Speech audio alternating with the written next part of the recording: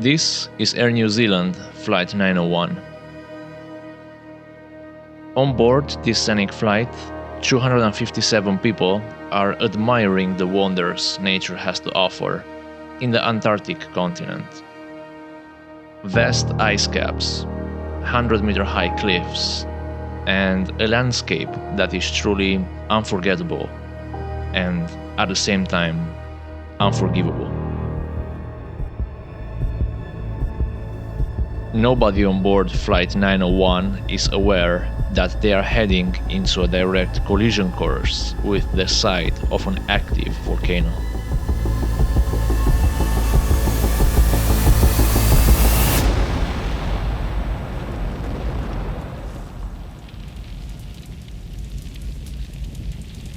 This is the complicated and compelling story of Air New Zealand Flight 901.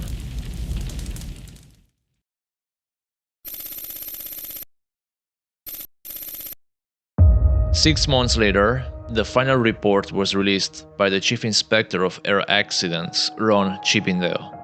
This is one of the most controversial reports to this date, to the point that the public demanded the formation of a Royal Commission of Inquiry to determine the true cause of the accident. Justice Mahon, a judge of the High Court of New Zealand, was given the task to objectively determine if any culpable act had led to the disaster. Assisting Mahon were the findings of Gordon Veete, a captain who previously flew on the Antarctic route and who made a major contribution to determine the truth during the Royal Commission of Inquiry. Chippendale blamed the pilots as the main cause of the accident in his final report, but Mahon was there to show, from an objective point of view, that the main cause of the accident was not pilot error, but the airline's incompetency in failing to communicate to the pilots a last-minute change in the flight plan. The original track was heading the flight over a flat ice cap in the McMurdo Sound. The new updated track was heading the flight towards a 12,500 feet volcano. Let's dive deep into both reports and try to figure out what really happened with Flight 901.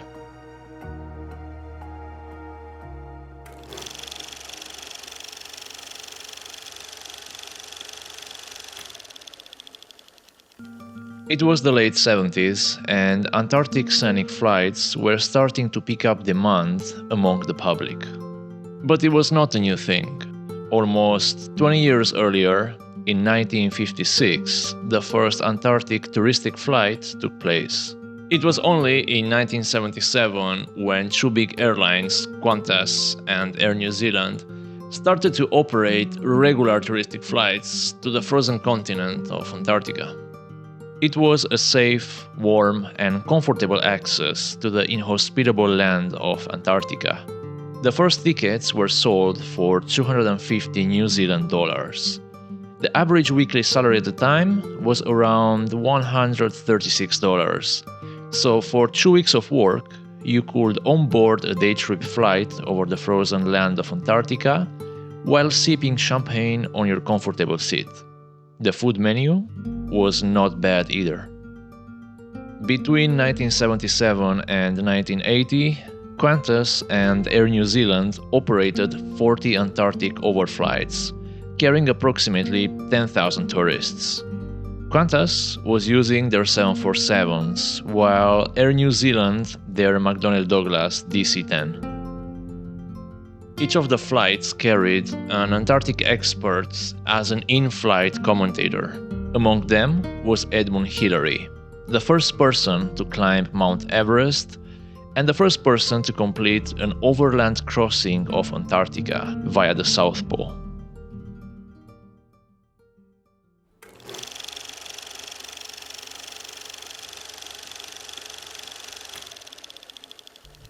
Pilots competed for the flights just as much as the passengers for the tickets. Considering the skyrocketing price of jet fuel at the time, many believed that this was the last scheduled flight to the frozen continent. Captain Collins was an experienced pilot with more than 11,000 flight hours, out of which more than 2,800 were in the DC-10. Accompanying Collins was First Officer Gregory Mark Cassin, an equally experienced pilot with almost 8,000 flight hours, out of which 1,300 were in the DC-10. The flight engineer was Gordon Barrett Brooks, with almost 10,000 flight hours. There was an additional flight officer and flight engineer who will take turns during the flight, an Antarctic expert who was the in-flight commentator, and 12 flight attendants serving the 237 passengers in the cabin.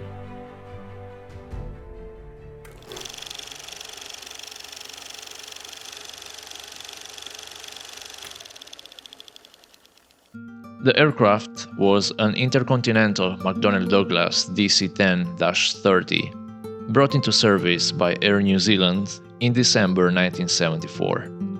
It was the fourth out of a total delivery of 8 aircraft bought by Air New Zealand. This DC-10 was the 182nd serial number to leave the assembly line in Long Beach, California. It was equipped with 3 General Electric engines, each delivering 52,000 pounds of thrust. During its early years, this aircraft model had a bad reputation. In 1972, American Airlines Flight 96 suffered an explosive mid-air decompression when the locking mechanism of a cargo door failed. It took another, similar accident, Turkish Airlines Flight 981, until a compulsory repair order was released. 1979 was a particular bad year. Western Airlines Flight 2605, American Airlines Flight 191, and our flight, Air New Zealand TE901, all came down during that fatídic year.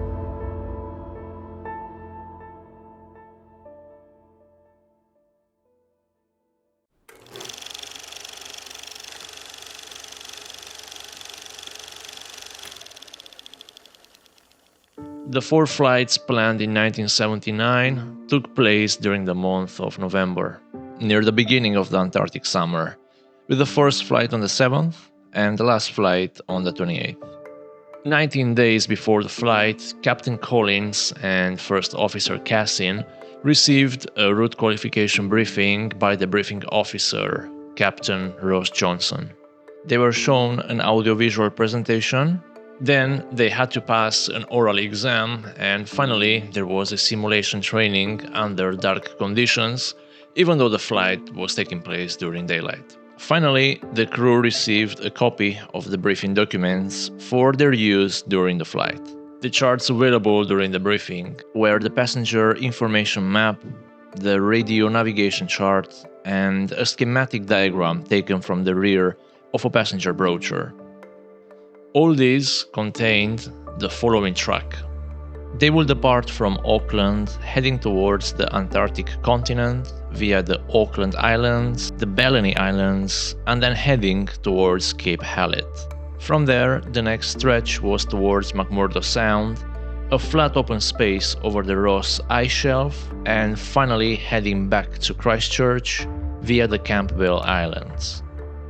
There were additional comments to an airline minimum safety altitude of 16,000 feet throughout the flight, with the exception of a safe area where the minimum safety altitude was 6,000 feet under clear conditions.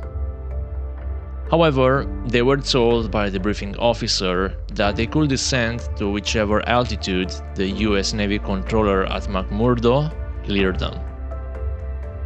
This controller was not aware of the minimum safety altitudes established by Air New Zealand.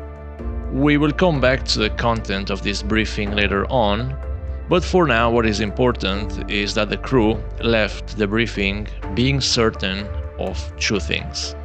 The track from Cape Hallett to McMurdo passed over the McMurdo Sound. Despite the minimum safety altitudes set by the airline, they could descend below provided that they got clearance from the US Navy controller at the McMurdo station.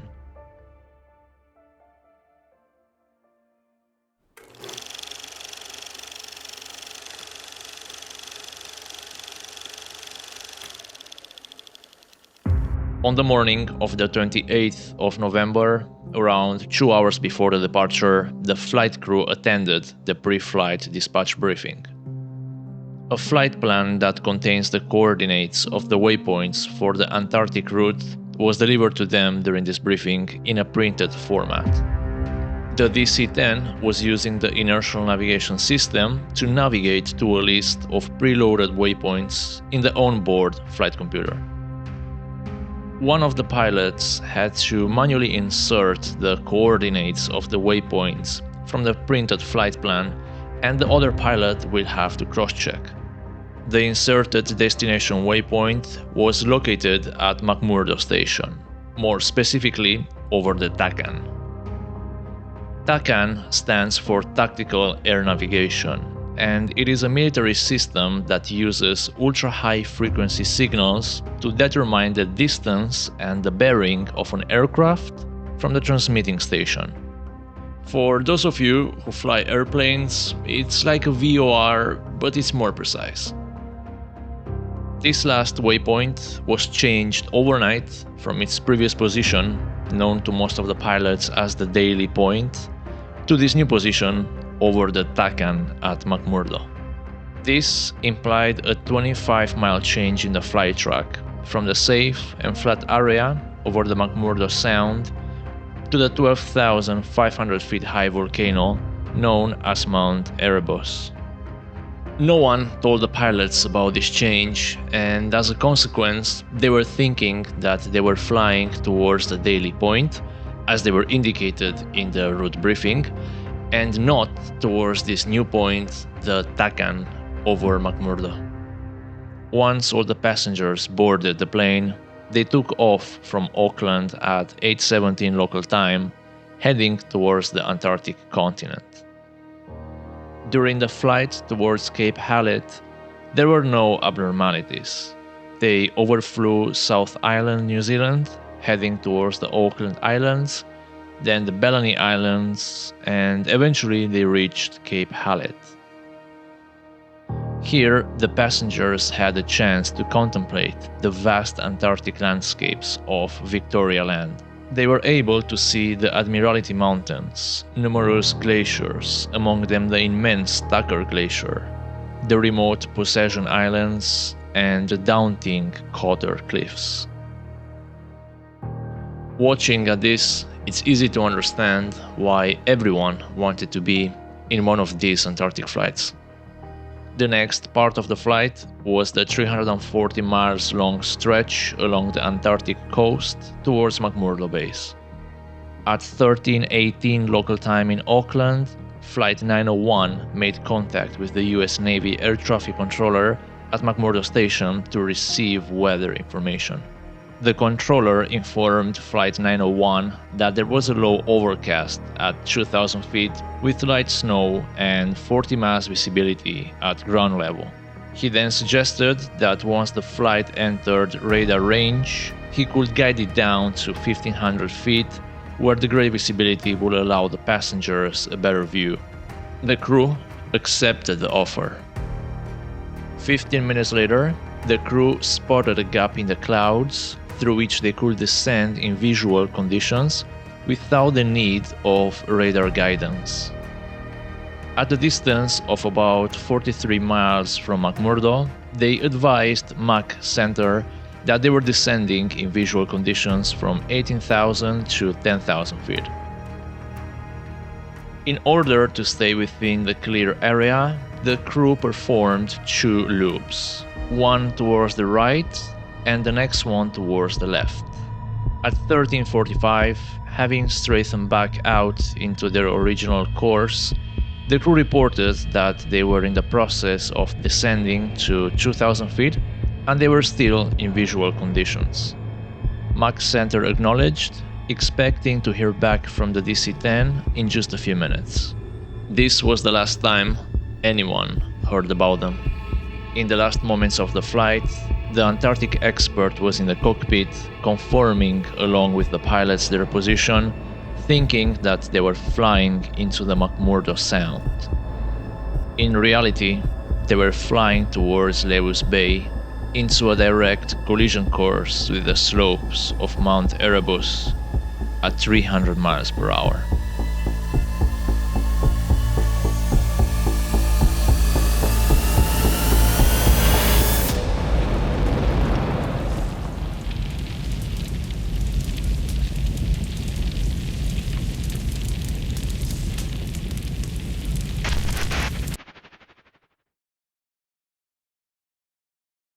The minutes rolled by with no more calls from the DC-10. At 15:43 Auckland local time, the United States began its search for Flight 901 after all attempts to establish radio communication had failed. Half an hour later, they were joined by 6 more aircraft launched from McMurdo.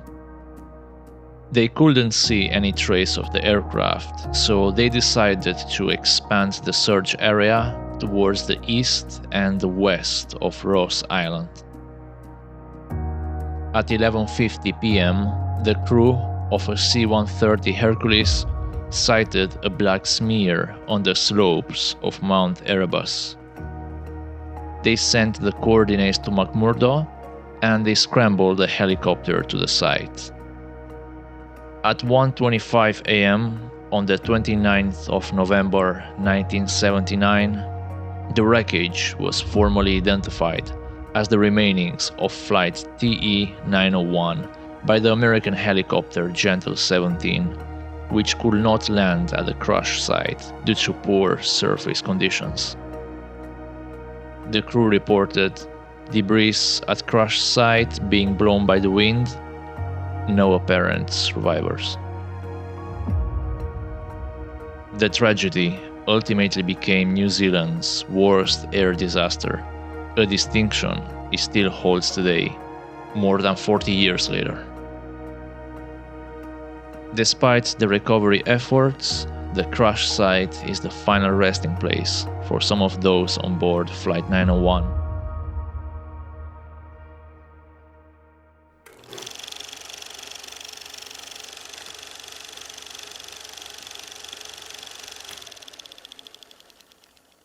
Only 6 months after the accident, the final report was released by the Chief Inspector of Air Accidents in New Zealand, Ron Chippendale.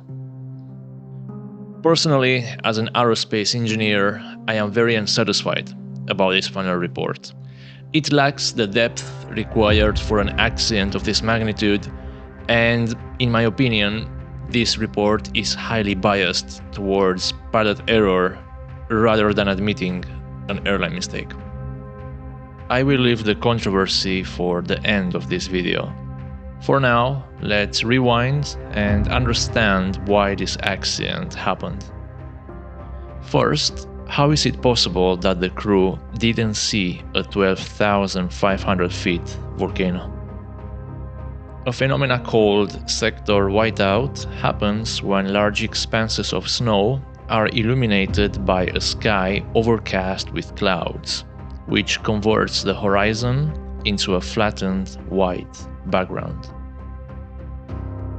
The crew was flying beneath clouds, and the optical illusion of sector whiteout made the terrain in front appear to be a flat, white, open expanse. Additionally, the observations they were making of geographical features corresponded with those features they would be expecting to observe if they were to be flying over the McMurdo Sound. What they thought to be Cape Bernanke was in reality Cape Bird. Cape Royds was in reality Cape Tennyson. This perception was so similar that even the Antarctic expert on board, Peter Mulgrew, felt for this optical illusion. The next question is why the crew was flying towards the volcano. During the route qualification briefing, The crew was shown presentations and charts depicting a final waypoint at the Daly Islands, passing over the McMurdo Sound. However, the night before the flight, someone changed this waypoint and moved it over the McMurdo Takan, shifting the route by 25 miles, which was passing now over Mount Erebus. Nobody told the pilots about this change, therefore they were thinking that they were flying over the McMurdo Sound.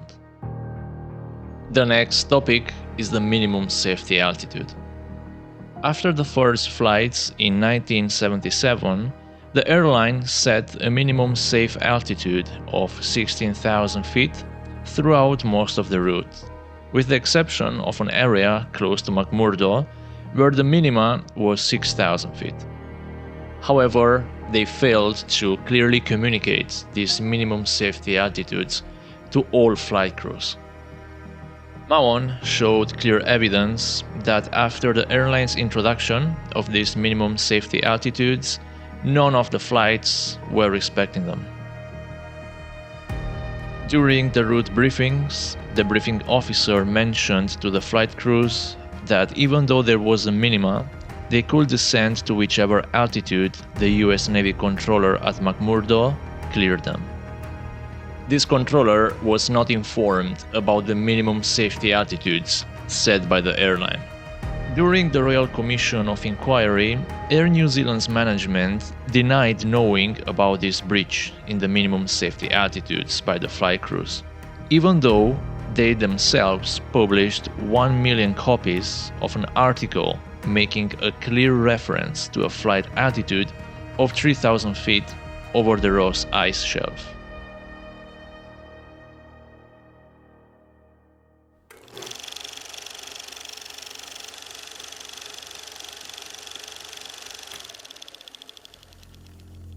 Perhaps one of the most controversial topics in the final report was related to the CVR transcription.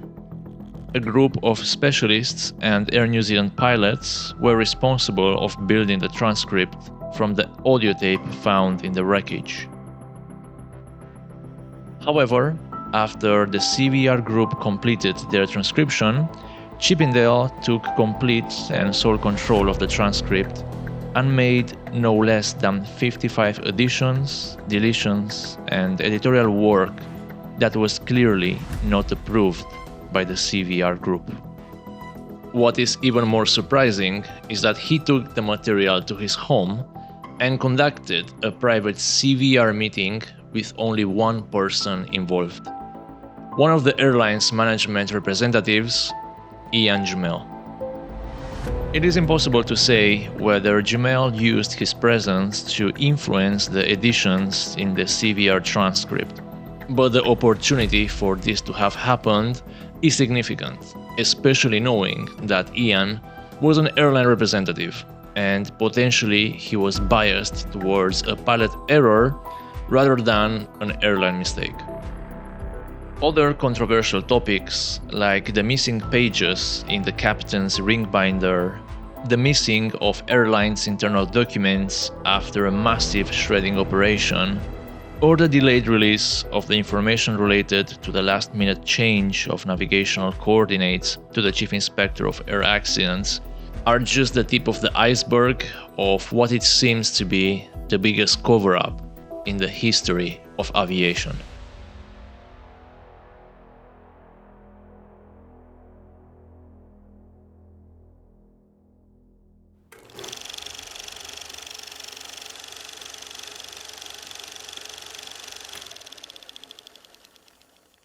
I want to finalize with a question that you can reply in the comments.